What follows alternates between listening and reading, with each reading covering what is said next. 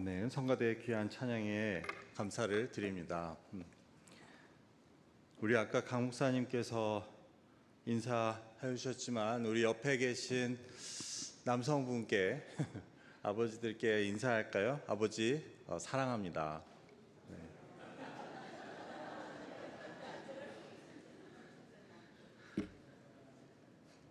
혹시 누가 그러셨나요? 내가 왜 네 아버지냐?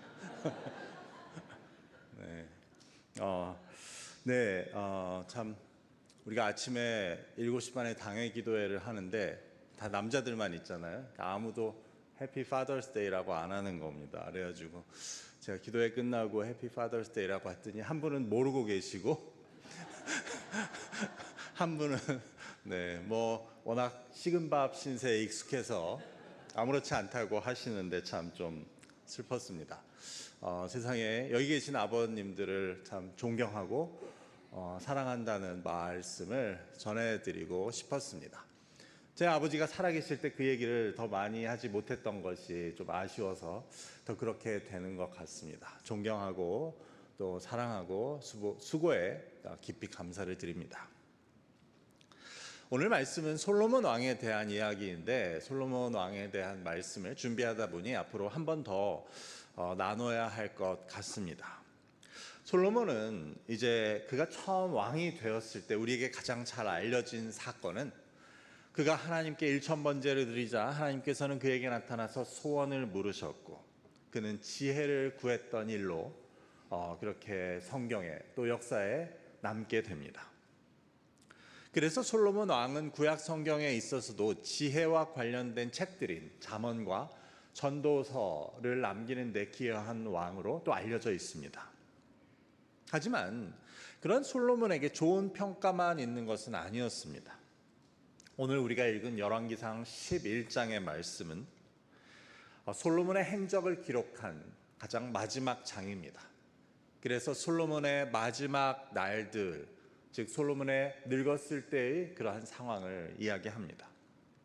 거기서 솔로몬 왕이 이방의 많은 여인들을 사랑했고 결국 그의 여인들이 그의 마음을 돌려서 하나님을 떠나 다른 신들을 따르게 했다는 기록입니다. 솔로몬은 정말 젊어서는 하나님께 명예나 부나 장수나 그런 것들이 아닌 지혜를 구함을 통해서 참 하나님의 칭찬과 인정을 받고 또 하나님의 지혜를 선물로 받은 그러한 자였는데 마지막에는 어떻게 해서 이런 길에 이르게 된 것일까요? 오늘 말씀을 통해 우리는 솔로몬에 대한 성경의 평가를 기록을 살펴보고 이것이 우리에게 주는 믿음의 교훈을 함께 나누고자 합니다. 그래서 참 지혜롭다는 것은 어떤 것인지 우리의 신앙에 있어서 우리가 경계해야 할 것에 대해 솔로몬의 이야기를 통해 하나님의 말씀을 듣고자 합니다. 우리가 읽은 이 열왕기상 11장은 솔로몬의 마지막을 기록하고 있다고 했는데 이것은 바로 앞에 10장으로부터 계속 이어집니다. 10장에 보면 그 스바의 여왕, 영어로 하면 시바가 되겠죠. 여왕이 솔로몬의 지혜와 명성을 듣고 그를 찾아와서 어려운 질문들로 솔로몬을 시험하였다고 하는데 이같이 당시에는 많은 다른 나라의 왕들이 솔로몬의 명성과 지혜를 듣고 그를 찾아옵니다. 그래서 그의 그런 지혜와 그 나라의 부유함에 놀라서 그들이 가져온 각 나라의 귀한 예물을 솔로몬에게 주었다는 것입니다. 그래서 10장 23절에 보면 이런 기록을 보게 됩니다.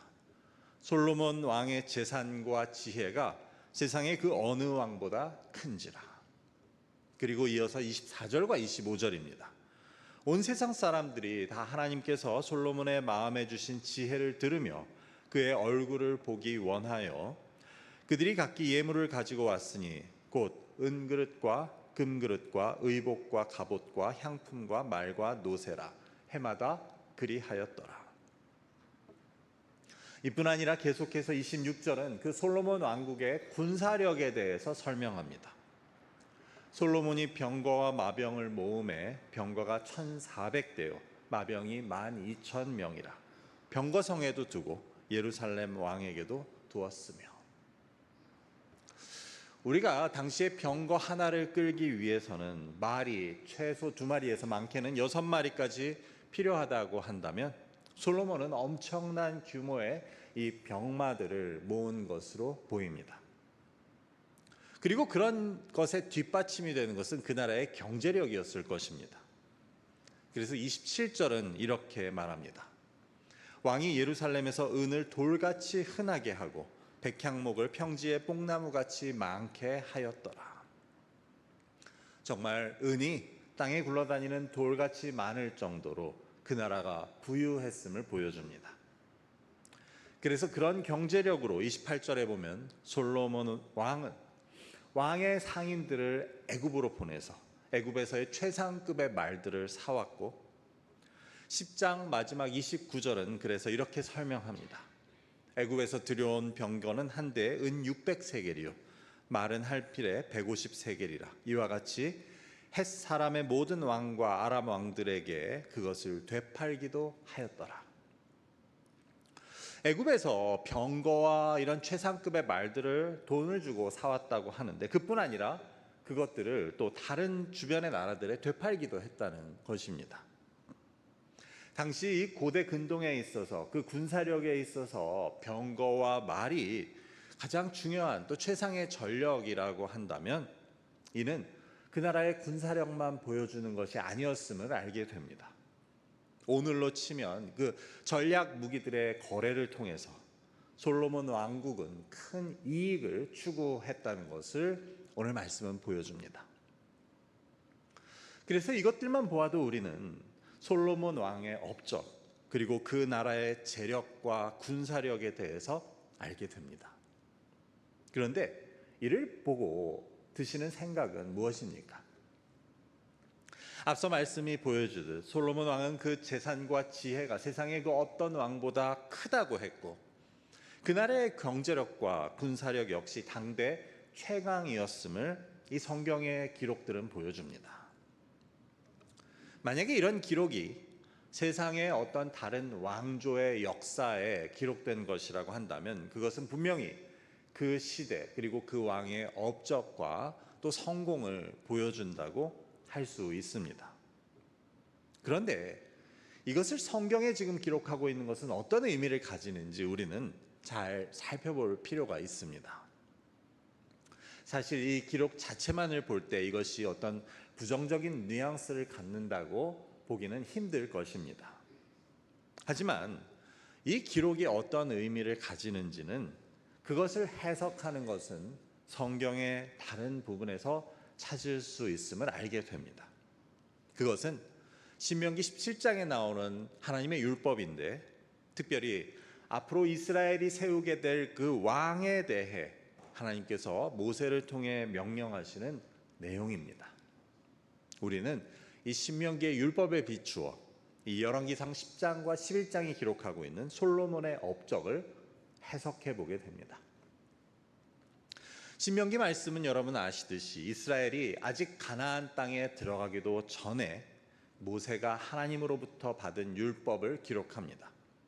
그래서 왕은 물론이고 그 나라가 생기기도 이전에 하나님께서는 그들에게 이런 말씀을 주셨던 것입니다. 신명기 15장 15절과 17장 15절과 16절의 말씀입니다.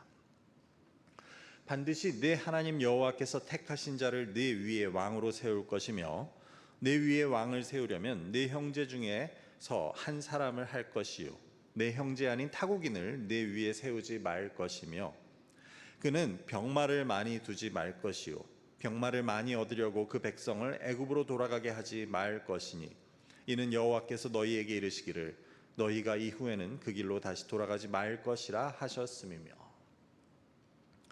하나님께서는 왕이 될 자는 병마를 많이 두지 말라고 하십니다. 특별히 그 병마를 얻기 위해 그 백성을 애굽으로 보내지 말라고 하십니다. 오늘날로 치면 전쟁을 위한 무기를 많이 쌓아두지 말고 특별히 무기를 사려고 강대국에 사람을 보내지 말라는 이야기입니다.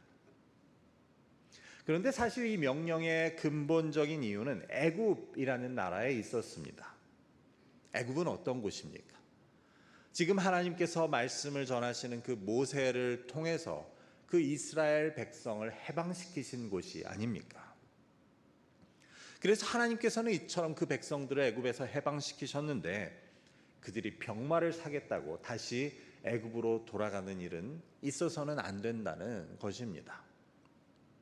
당시 애굽은 뛰어난 말들, 최상급의 말들을 가진 것으로 유명했지만 그럼에도 그러지 말라고 하나님은 명령하십니다. 그렇게 볼 때 우리가 앞서 읽은 열왕기상 10장의 그러한 기록은 솔로몬 왕의 업적을 기록한 것이라고 볼 수 없었습니다.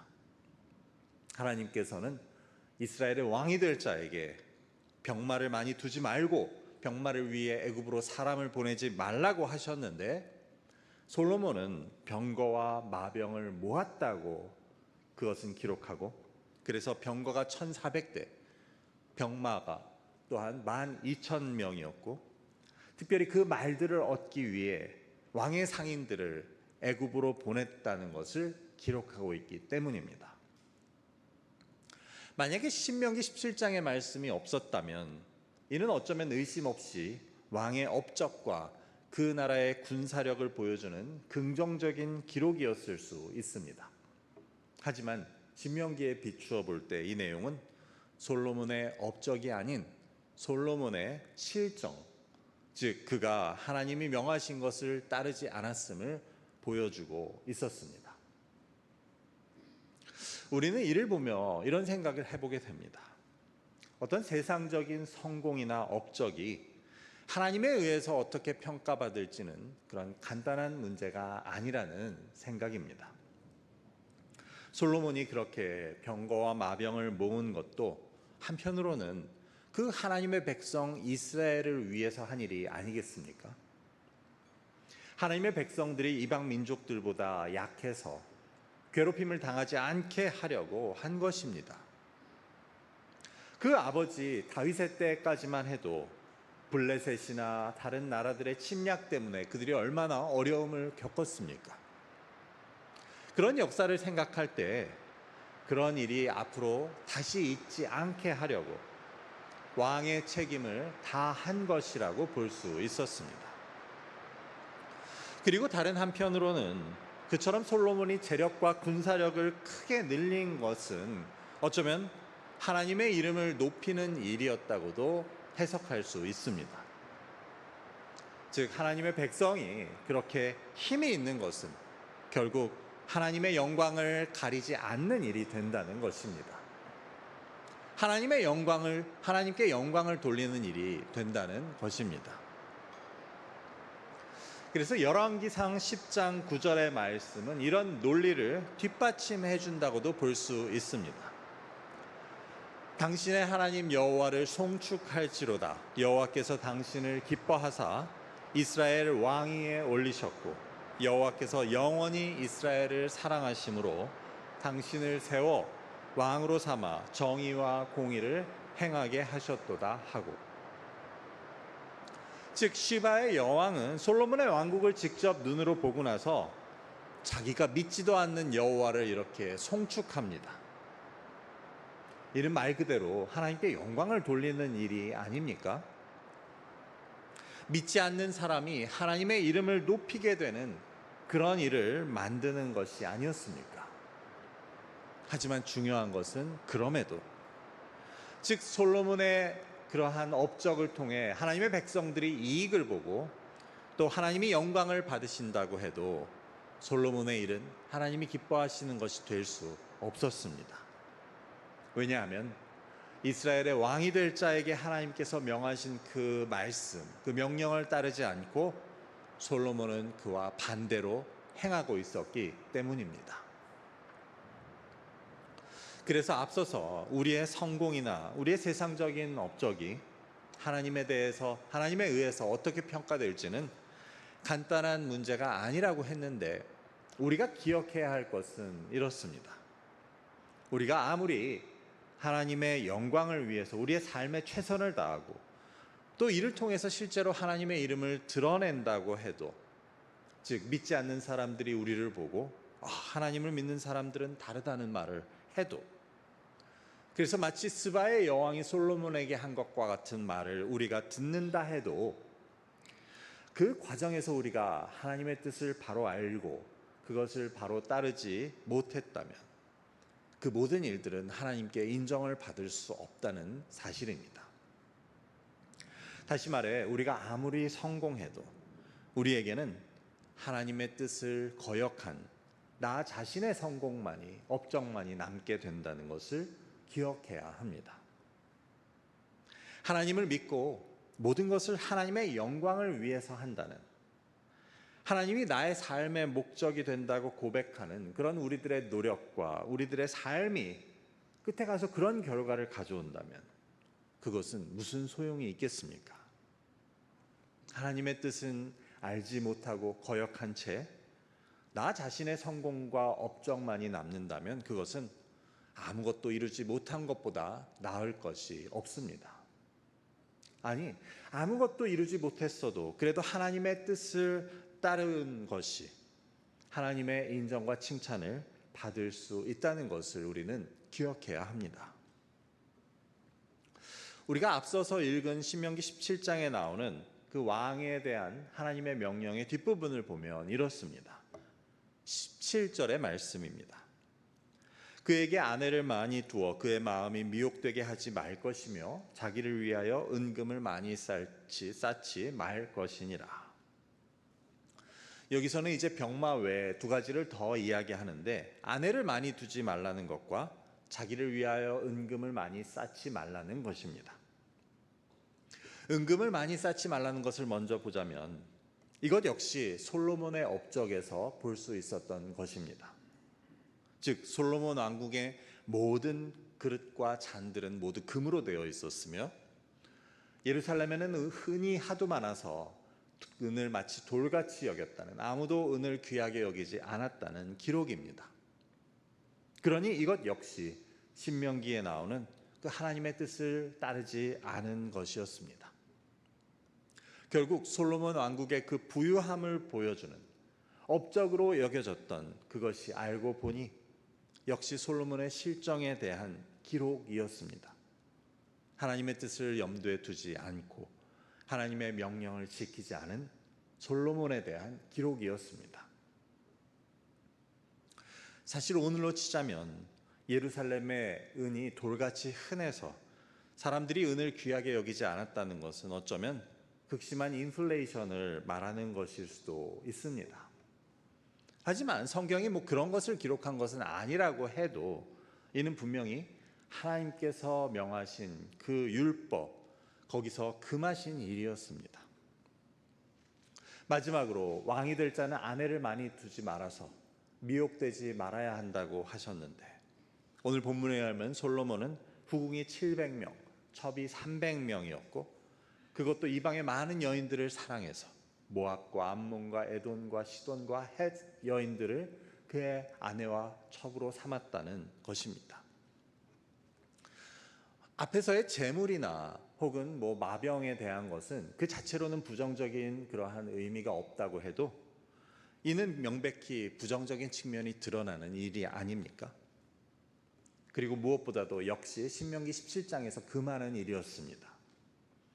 무서운 것은 하나님께서 분명히 경고하신 대로 아내를 많이 둔 솔로몬은 나이가 많아지자 그 여인들의 미혹을 받아서 이방의 다른 신들을 섬기게 됩니다.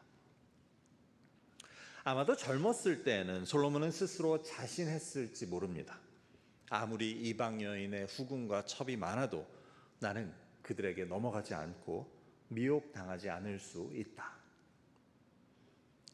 어쩌면 젊어서는 실제로 그럴 수 있었을지 몰라도 나이가 들자 젊어서 자신했던 것은 아무 소용이 없어집니다. 결국 그 여인들은 늙은 솔로몬의 마음을 돌려놓았고 그 나라는 하나님을 떠나 다른 신들을 섬기게 됩니다. 이상의 내용들로 볼 때 이 솔로몬 왕의 업적처럼 보였던 일들에 대한 이 기록은 어쩌면 이 신명기 17장에 나오는 하나님의 율법에 대한 해설서라고 볼 수 있었습니다.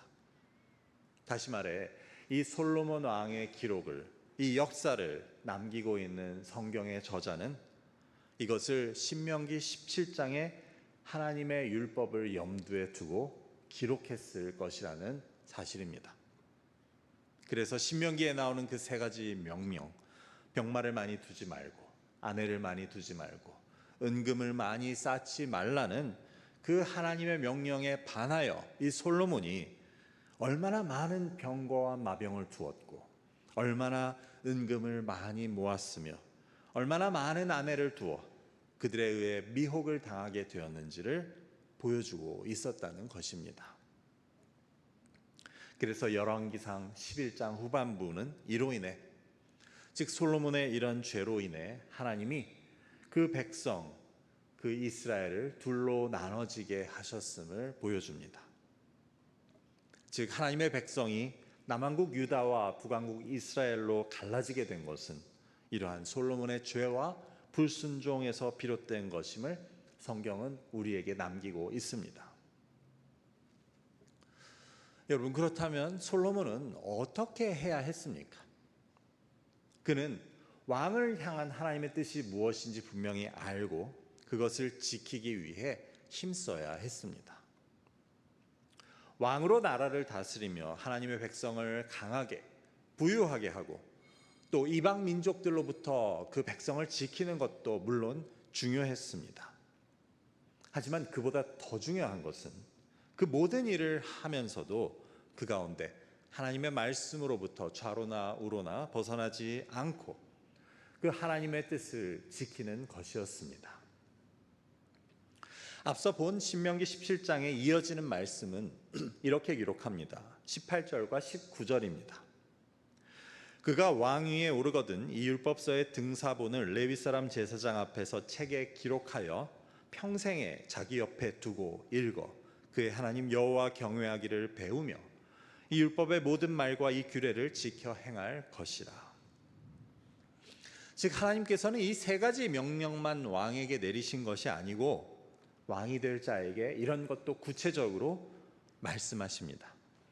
왕이 되면 이 율법을 복사해서 평생 자기 옆에 두고 읽어서, 그리고 왕은 그것을 배워서 율법의 모든 말과 규례를 지켜 행하여야 한다는 것입니다.